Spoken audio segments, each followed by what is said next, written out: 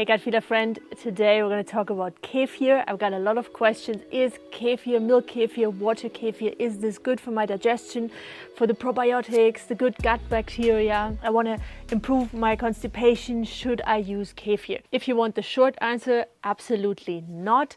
And here's why. It is true that there are many countries like Russia, Ukraine, Poland, Armenia, Georgia, where traditionally kefir has been used in the daily cuisine and even as a healing support for the digestive system. However, things have changed. One reason why I don't recommend kefir, especially dairy-based milk kefir, cow kefir, goat kefir, sheep kefir, is because in general, dairy creates inflammation. It creates mucus, it feeds pathogenic bacteria, viruses in the body, and it creates more inflammation. So yes, you have probiotics in that kefir, but the balance between the good things you get and the price you pay is just not worth it.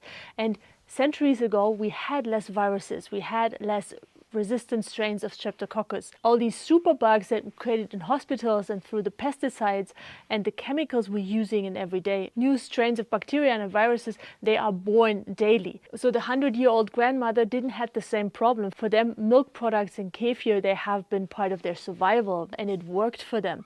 But for us, as we have access to supermarkets and we can get the good healing foods, and we're also struggling with so many chronic illnesses that centuries ago didn't even exist, I do not recommend milk kefir. Now then the question is, what about water kefir? There's no dairy in there. That's good, right, Peggy? Well, no, because fermented foods, even if it's just a small amount, contain alcohol.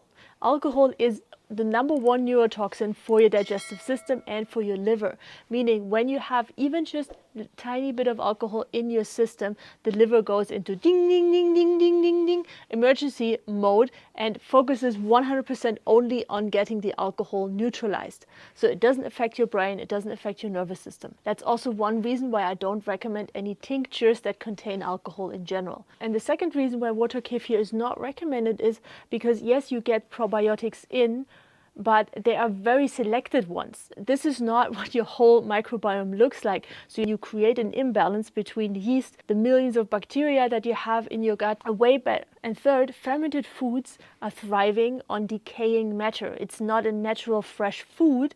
It was used back then as a survival food, a way to conserve the foods, like making sauerkraut and yogurt. But again, right now, we have the opportunity. We have alternatives. So instead of consuming fermented foods, I highly recommend you, and this is also in alignment with medical medium Anthony William, focus on fresh, alive foods that your body thrives on.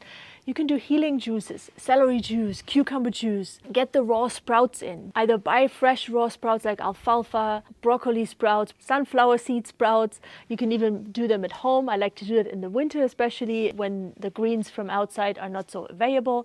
Microgreens are one of the best way to get live probiotics in. Because on the surface of all these little leaves is a biofilm, and that contains the bacteria that your gut needs. And there are millions of bacteria in there, not just one type or two. So you make sure you feed your microbiome the good things. And also those bacteria, they are so resilient, they go through the stomach acid and they don't get killed, like so many of the fermented products or the probiotics that you can buy in the bottle. And besides those probiotics, there are prebiotics. Prebiotics feed the good gut bacteria.